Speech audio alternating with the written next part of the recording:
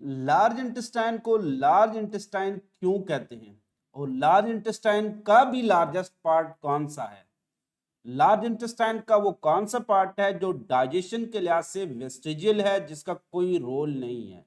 Large intestine का वो कौन सा पार्ट है जो कि हमारी फीकल मैटर को स्टोर कर रहा होता है? लार्ज इंटेस्टाइन में कौन कौन से इंपॉर्टेंट विटामिन पैदा हो रहे होते हैं? हमारे पेट में पाए जाने वाले यूजफुल बैक्टीरिया लार्ज इंटेस्टाइन के किस पार्ट में मौजूद होते हैं? लार्ज इंटेस्टाइन का रोल क्या है डाइजेशन में, और क्या लार्ज इंटेस्टाइन कोई इंपॉर्टेंट एंजाइम पैदा करती है या नहीं करती?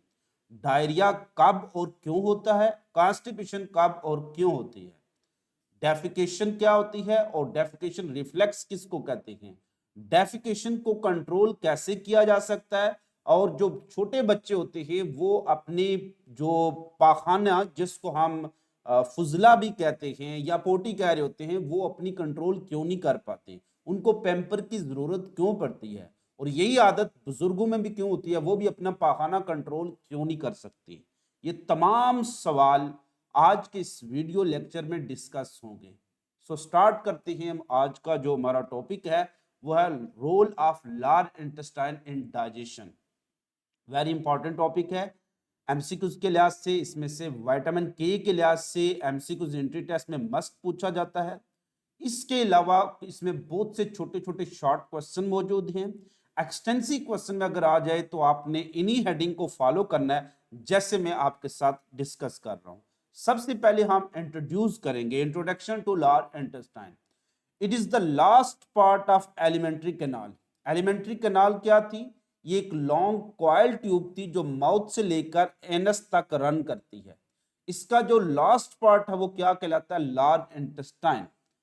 It is not the largest part of alimentary canal. ये एलिमेंट्री कैनाल का लार्जेस्ट पार्ट नहीं है, बल्कि एलिमेंट्री कैनाल खुराक की नाली जितनी भी है, इस पूरी एलिमेंट्री कैनाल का सबसे बड़ा पार्ट स्मॉल इंटेस्टाइन ही है। दिलचस्प बात यह है कि स्मॉल इंटेस्टाइन को स्मॉल इसलिए कहते हैं कि उसका डायमीटर स्मॉल होता है, यानी उसकी गोलाई मोटाई जिसको हम कहते हैं वो स्मॉल होती है। लेकिन लार्ज इंटेस्टाइन को लार्ज इसलिए कहते हैं कि इसका डायमीटर लार्ज होता है। सो it is a part last part of alimentary canal. अब हम देखते हैं इसके कंपोनेंट। एमसीक्यूज आ सकता है, which one of the following is a component of large intestine. तो लार्ज इंटेस्टाइन के भी तीन बड़े कंपोनेंट हैं। कौन कौन से? सबसे पहले सीकम, फिर कोलन और फिर रेक्टम। डिटेल में हम डायग्राम में देखते हैं कि कहां कहां ये पार्ट मौजूद होते हैं। ये स्मॉल इंटेस्टाइन का लास्ट पार्ट था, that is called ileum. Ileum में खुराक कंप्लीट डाइजेस्ट हो गई थी और almost all end product of digestion were absorb from ileum. Ileum से ब्लड में एब्सॉर्ब हो चुके थे। इलियम से खुराक फिर इंटर हो जाती है into the colon through a relax ileocolic sphincter. Ileum और कोलन के दरमियान लार्ज इंटेस्टाइन का पहला पार्ट होता है, ये एक ब्लाइंड सैक होती है, थैली सी होती है। ये जो ओपन आपको नजर आ रही है, ये जो ब्लाइंड सैक है, ब्लाइंड इसलिए कहते हैं कि एक एंड इसका सील होता है, इस साइड से ये क्लोज होती है। तो this blind sac is called caecum. So it is a blind sac between ileum and colon. वहां पर क्या मौजूद थे? सीकम। इसका डाइजेशन में कोई इतना इंपॉर्टेंट रोल नहीं है, यूली खुराक भी इसमें इंटर नहीं होती। खुराक ज्यादातर इलियम से किस में चली जाती है? कोलन में। उसके बाद इसी सीकम के जो ब्लाइंड एंड है, यहां पर एक फिंगर लाइक प्रोजेक्शन मौजूद है, that is called appendix. So appendix is actually extension of caecum. Caecum से एक निकले वाली फिंगर लाइक एक्सटेंशन या प्रोजेक्शन, इसको हम क्या कहेंगे? अपेंडेक्स कहेंगे। इसका भी डाइजेशन में कोई रोल नहीं है, ये वेस्टिजियल होती है। उसके बाद लार्ज इंटेस्टाइन का लार्जेस्ट पार्ट शुरू हो जाता है, that is called colon. Colon का ये जो ऊपर जाने वाला हिस्सा होता है, ऊपर की तरफ चढ़ रहा है, इसको कहते हैं असेंडिंग कोलन, यानी ऊपर जाने वाली कोलन। फिर ये हॉरिजॉन्टल हो जाती है, जिसको कहते हैं ट्रांसवर्स कोलन। फिर ये बॉटम की तरफ नीचे आना शुरू हो जाती है, जिसको कहते हैं डिसेंडिंग कोलन।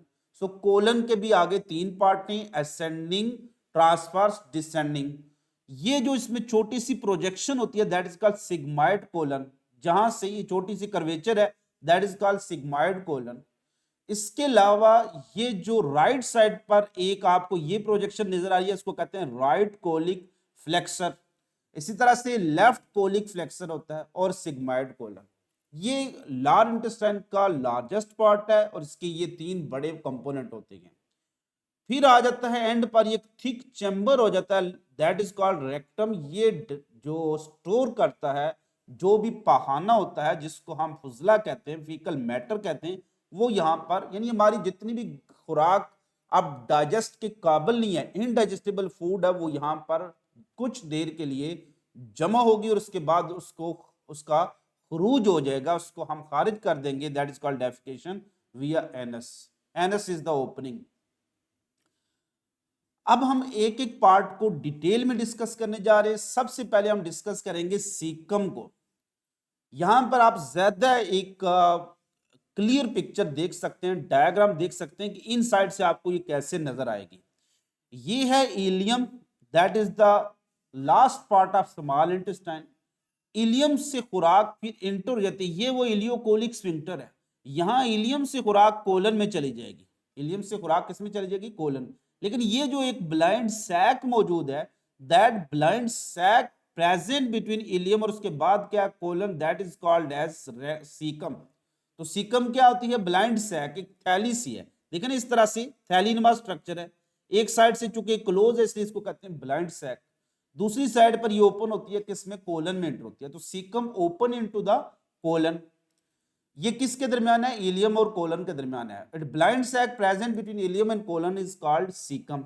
इसी के ब्लाइंड एंड पर, जो एंड इसका क्लोज होता है, उस पर एक फिंगर लाइक प्रोजेक्शन होती है, दैट इज कॉल्ड अपेंडिक्स। तो ये अपेंडिक्स की एग्जैक्ट स्ट्रक्चर है। बाकी ये ब्लड वेसल्स है जो आपको नजर आ रही होती है। सो अपेंडिक्स क्या है और अपेंडिसाइट्स है क्या आती है। ये जो हमारे पास सीकम मौजूद है, ये आपको रेडिश इसलिए नजर आ रही है क्योंकि ये स्वेल हो चुकी है। तो अपेंडिसिटिस जो होती है, अपेंडिसिटिस और अपेंडिक्स क्या होता है, यानी जो अपेंडिक्स का पेन होता है उसको हम किस तरह से रिकॉग्नाइज करेंगे। तो व्हाट इज अपेंडिक्स, ये एक स्ट्रक्चर है। और अपेंडिसिटिस क्या होती है, अपेंडिसिटिस एक कंडीशन है जो अपेंडिक्स की स्वेलिंग की वजह से होती है, उसमें दर्द शुरू हो जाता है, तो इस तरह से वो रेडिश हो जाती है, बहुत ज्यादा इन्फ्लेम हो जाती है। तो finger like projection at blind end of caecum is called appendix. तो ये जो फिंगर लाइक प्रोजेक्शन है वहां मौजूद है at blind end of caecum, इसको क्या कहेंगे, अपेंडिक्स। सम टाइम अगर कहीं से बाय मिस्टेक कुछ फूड पार्टिकल, क्योंकि डायरेक्टली फूड किसमें चली जाती है, कोलन में, तो यूजली खुराक सीकम में भी इंटर नहीं होती है। और अगर खुराक सीकम या इस अपेंडिक्स में चली जाए, तो जैसे आपके मसूड़ों में कोई भी दाना फंस जाए, कोई भी जर्रा फंस जाए, तो आप देखें वहां पर पेन शुरू हो जाती है, स्वेल कर जाते हैं, क्योंकि वो जो खुराक इसके अंदर फंस जाएगी उसकी हो गई डिकम्पोजिशन, वो गलना सड़ना शुरू हो जाएगी, जिसको कहेंगे पेट्रिफिकेशन। तो पेट्रिफिकेशन ऑफ फूड होगी विद इन दिस अपेंडिक्स, जिसकी वजह से इसमें कुछ बैक्टीरिया भी वहां पर बहुत ज्यादा टॉक्सिन प्रोड्यूस करना शुरू हो जाते हैं, तो बहुत सा टॉक्सिक मटेरियल पैदा होना शुरू हो जाता है और ये अपेंडिक्स स्वेल हो जाती है और पेनफुल हो जाती है। तो this inflammation, swelling and inflammation of appendix is called appendicitis। अपेंडिसिटिस एक कंडीशन है जो कि अपेंडिक्स की स्वेलिंग की वजह से होती है। ये समझ लें एक बीमारी है, डिसऑर्डर है। तो it is a swelling of appendix due to which appendix become inflamed and painful. वो बहुत ज्यादा सोजिश हो जाती है उसमें और पेनफुल हो जाती है। इसका सिम्टम्स आपको इस तरह से, जो आपका एब्डोमेन है, एब्डोमेन के low right side of the abdomen, वहां पर आपको अपेंडिक्स का पेन आपको फील होगा।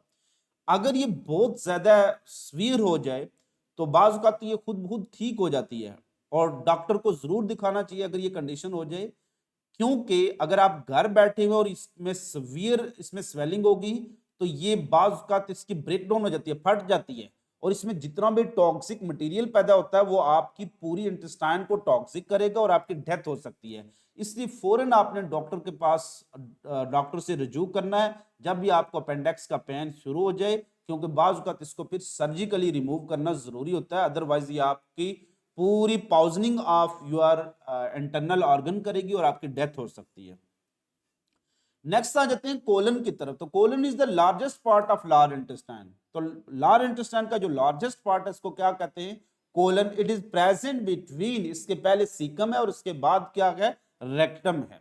तो ये कोलन असेंडिंग है, ट्रांसवर्स है और डिसेंडिंग। तो असल में जो लार्ज इंटेस्टाइन ज्यादातर आपको प्रोमिनेंट नजर आएगी वो कोलन ही होती है, यानी function of large intestine actually function of colon ही होते हैं। फंक्शन ऑफ कोलन कौन कौन से, यानी कोलन कौन कौन से इंपॉर्टेंट रोल प्ले कर रही होती है। Number 1, absorption of water and salt. Ileum से जो भी खुराक आपकी इंटर होती है कोलन में, उसमें क्या क्या चीजें मौजूद होती हैं, उसमें इनडाइजेस्टिबल फूड होती है, यानी वो सारी वेस्ट मौजूद होती हैं जो कि आप डाइजेस्ट के काबिल नहीं है, और only useful thing that is present in the food entering into the colon water और साल्ट होते हैं। सो इलियम से जो खुराक लार्ज इंटेस्टाइन यानी कोलन में इंटर होती है, उसमें वायद यूजफुल चीज क्या होती है, वो होती है वाटर एंड साल्ट, और कुछ विटामिन भी मौजूद होते हैं। लिहाजा कोलन का काम होता है absorption of water and salt. तो मेन इसका फंक्शन यही होता है, absorption of water and salt, जो कि बहुत जरूरी है ऑस्मो रेगुलेशन के लिए हमारी बॉडी में वाटर और साल्ट के लेवल को मेंटेन रखने के लिए ये प्रोसेस बहुत जरूरी होता है। और प्रॉबेबली यहाँ पर एक हार्मोन है अल्डोस्टेरॉन, उसका भी एक्शन बढ़ जाता है। नेक्स्ट है विटामिन के प्रोडक्शन। बजाते खुद तो ये पैदा नहीं करती, लेकिन ये जो विटामिन के है इस लार्ज इंटेस्टाइन मीनिंग कोलन के अंदर बहुत से यूजफुल बैक्टीरिया होते हैं, that is called Escherichia coli bacteria. With respect to respiration ये फैकल्टेटिव एनारोब होते हैं। With respect to the respiration Escherichia coli bacteria क्या होते हैं, फैकल्टेटिव एनारोबिक बैक्टीरिया होते हैं। With respect to their nutrition ये हमेशा म्यूचुअलिस्टिक सिम्बायोटिक बैक्टीरिया होते हैं। म्यूचुअलिस्टिक सिम्बायोटिक बैक्टीरिया यानी ये हमेशा हमारे लिए फायदेमंद होते हैं। क्योंकि ये बैक्टीरिया हैं, तो according to 2 kingdom system of classification bacteria को हमने किंगडम प्लांटी में रखा था, इसलिए इनको हम माइक्रोफ्लोरा मीन छोटे छोटे प्लांट भी कहा जाता था। तो माइक्रोफ्लोरा से मुराद हमारी बॉडी में पाए जाने वाले तमाम माइक्रो ऑर्गेनिजम्स होते हैं। तो वो तमाम माइक्रो ऑर्गेनिज्म जो हमारी बॉडी में मौजूद होते हैं, बिल्कुल बैक्टीरिया, इनको क्या कहते हैं, microflora. So microflora of large intestine क्या होते हैं, वो एस्कर्शिया कोलाई होते हैं। तो ये एमसीक्यू जा सकता है, which one the following is the microflora of large intestine, तो एस्कर्शिया कोलाई। ये विद रिस्पेक्ट टू रेस्पिरेशन क्या होता है, फैकल्टेटिव एनारोबिक बैक्टीरिया होते हैं। लेकिन विद रिस्पेक्ट टू न्यूट्रिशन क्या होते हैं, म्यूचुअलिस्टिक सिम्बायोटिक एसोसिएशन रखते हैं। ये अपनी खुराक किससे हासिल करते हैं, लार्ज इंटेस्टाइन से ही हासिल करते हैं। लेकिन बदले में क्या पैदा करते हैं, दे प्रोड्यूस विटामिन के। So vitamin K is produced by microflora of large intestine. नाम क्या उनका, एस्कर्शिया कोलाई। इसके अलावा ये विटामिन एक और भी पैदा करते हैं, that is called vitamin B12। लेकिन ये विटामिन यहां पर एब्जॉर्ब नहीं होता, ये वेस्ट में चला जाता है। तो ये जो एस्कर्शिया कोलाई है 2 इंपॉर्टेंट विटामिन पैदा कर रहे होते हैं, एक विटामिन के और vitamin B12। Vitamin K is very important with respect to blood clotting. ये ब्लड क्लॉटिंग प्रोसेस में इंपॉर्टेंट रोल प्ले करता है। अगर ये पैदा नहीं होगा तो फिर भी आपकी ब्लड क्लॉटिंग नहीं होगी। अब लार्ज इंटेस्टाइन से रिलेटेड 2 डिसऑर्डर हैं। हमने देखा कि लार्ज इंटेस्टाइन में कोलन का इंपॉर्टेंट काम क्या है, वाटर और साल्ट की एब्जॉर्प्शन। अब वाटर और साल्ट की एब्जॉर्प्शन क्यों हो रही है, क्योंकि हमने ऑस्मो रेगुलेशन यानी वाटर और साल्ट के लेवल को मेंटेन रखना किस में, in blood, that is called osmo regulation. इसलिए अगर कोई इंसान पानी कम पी रहा है, कम पानी पी रहा है, यानी उस पर्सन में पानी की कमी हो जाएगी, दैट इज कॉल्ड डिहाइड्रेशन। तो अगर कोई इंसान पानी कम पिएगा तो वो किसका शिकार होगा, वो डिहाइड्रेशन का। उसके ब्लड में पानी की क्या हो जाएगी, कमी। तो फिर एक हार्मोन पैदा होती है, दैट इज कॉल्ड अल्डोस्टेरॉन। इस हार्मोन का काम होता है कि ये जहां से भी पॉसिबल है मैक्सिमम वाटर को रिटेन रखे और ब्लड में वापस लाए।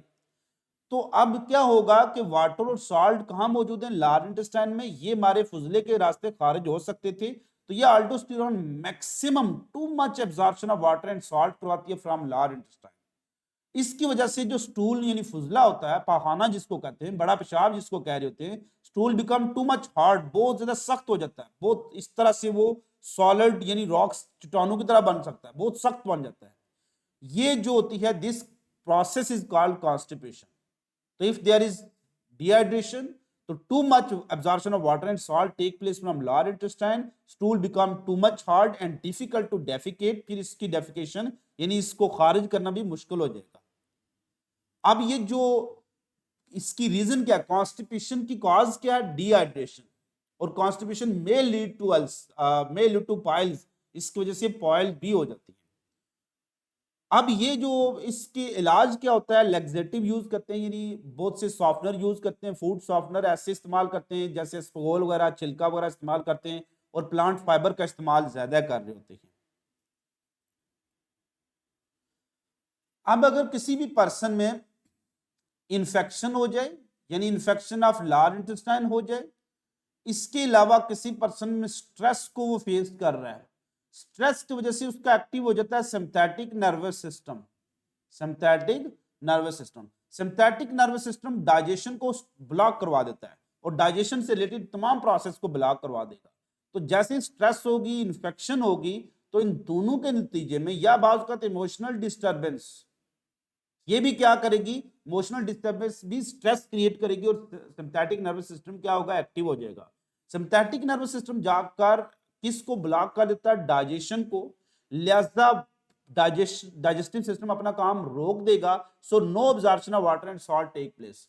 सो if there is infection, stress और सम इमोशनल डिस्टर्बेंस, तो क्या होगा, या समटाइम ड्रग की वजह से भी होता है, no absorption of water and salt take place from large intestine, और इसकी वजह से क्या होगा कि जो आपका फुजला है उसमें बहुत ज्यादा पानी खारिज होगा, यानी वाटरी सा फुजला खारिज होगा, जिसको हम पेचेस या डायरिया कह रहे होते हैं। तो no absorption of water and salt, it is due to infection, drug action और इमोशनल डिस्टर्बेंस। इन्फेक्शन की वजह से हो सकता है, कोई इन्फेक्शन हुई, या आपका स्ट्रेस कंडीशन में हो सकता है, या किसी ड्रग के एक्शन की वजह से होता है, या इमोशनल डिस्टर्बेंस की वजह से हो सकता है। It is a condition if in unchecked, तो अगर ये इसको आप ठीक नहीं करेंगे तो ज्यादातर आपका वाटर और सॉल्ट लॉस हो जाएगा from large intestine, it lead to dehydration. तो diarrhoea lead to dehydration, diarrhoea की वजह से क्या होगा, डिहाइड्रेशन होगी।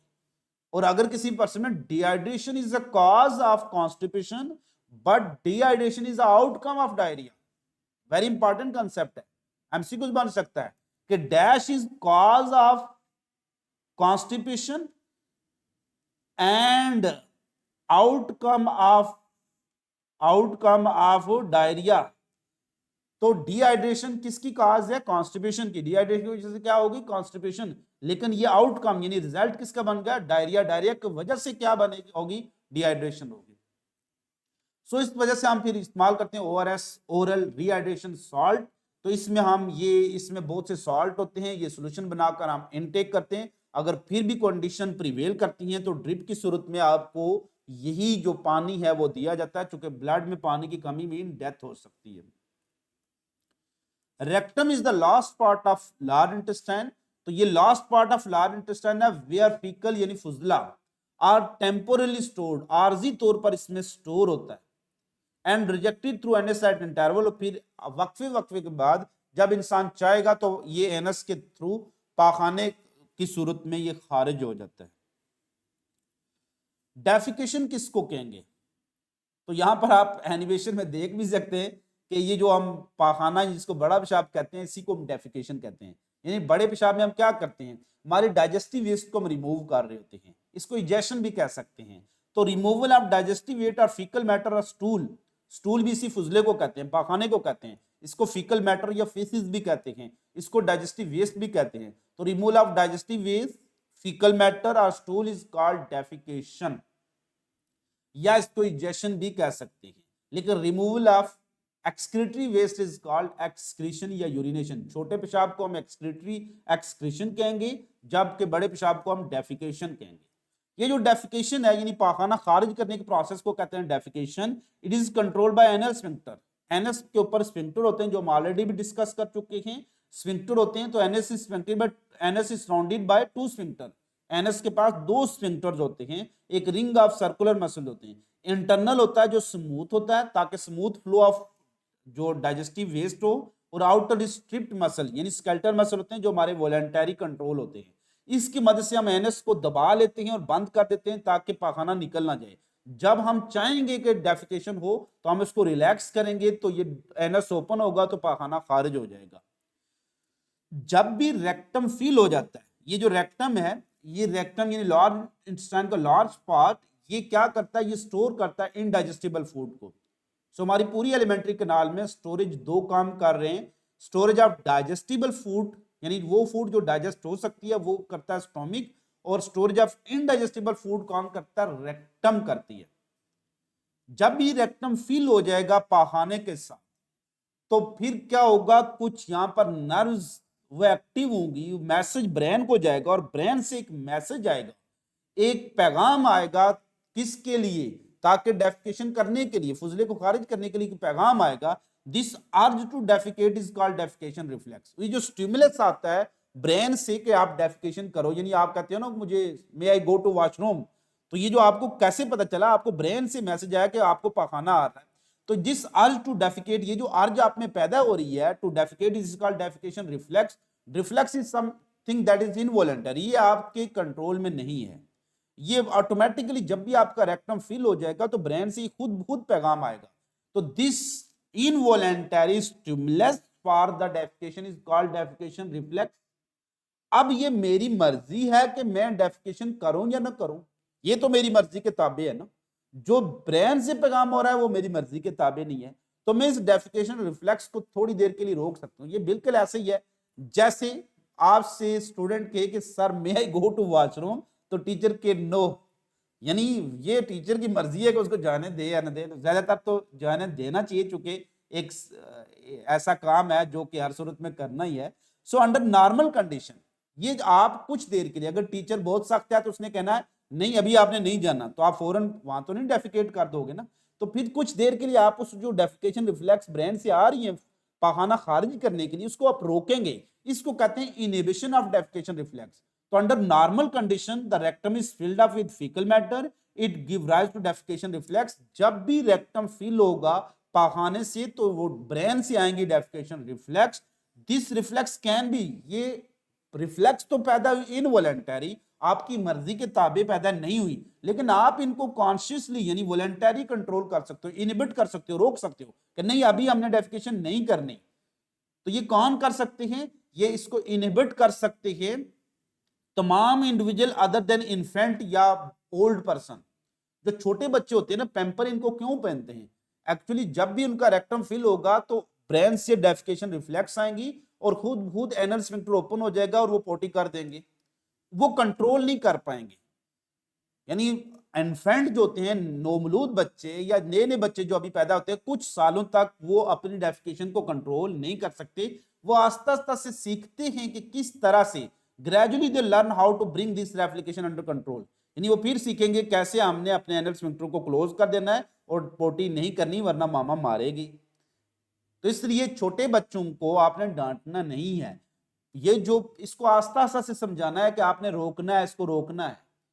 तो स्लोली एंड ग्रेजुअली बच्चा सीखेगा। So defecation reflex can be inhibited in adult only, they can not be inhibited in, किसमें नहीं रोके जा सकते हैं, इन्फेंट चिल्ड्रन में, और बहुत ज्यादा एल्डर जो पर्सन होते हैं, बहुत ओल्ड पर्सन जितने भी होते हैं, जो आपके दादा परदादा नाना नानी होते हैं ना, वो भी बच्चों की तरह उनकी आदतें बन जाती हैं, उनमें भी आस्ता आस्ता कंट्रोल खत्म हो जाता है। ये खुदा की तरफ से है, वो जानबूझ के नहीं कर रहे हैं। तो लिहाजा आपने उनको डांटना नहीं है, पैम्पर का इस्तेमाल करें, कुछ नहीं है। अगर किसी के घर पर बुजुर्ग हैं तो उनकी कदर करें, ये चीज उनके कंट्रोल में नहीं है। तो बच्चे और बुजुर्ग दोनों इन डेफिकेशन रिफ्लेक्स को कंट्रोल नहीं कर सकते, इनहिबिट नहीं कर सकते, अडल्ट कंट्रोल कर सकते हैं। तो this is all about large intestine. उम्मीद करता हूँ आपके लिए जो तकरीबन सारा कंसेप्ट यहाँ पर क्लियर हो चुका होगा। फिर भी अगर कोई क्वेश्चन है तो आप कमेंट सेक्शन में कमेंट कर सकते हैं। तमाम उन स्टूडेंट्स का बहुत शुक्रिया जो कमेंट सेक्शन में स्पेशल कमेंट कर रहे होते हैं और हौसला अफजाई कर रहे होते हैं। खुश रहिएगा, खुश रखिएगा, दुआ में याद रखिएगा इस दवा के साथ कि अल्लाह आपको कामयाब करे। अल्लाह हाफिज़, अल्लाह नेगहबान।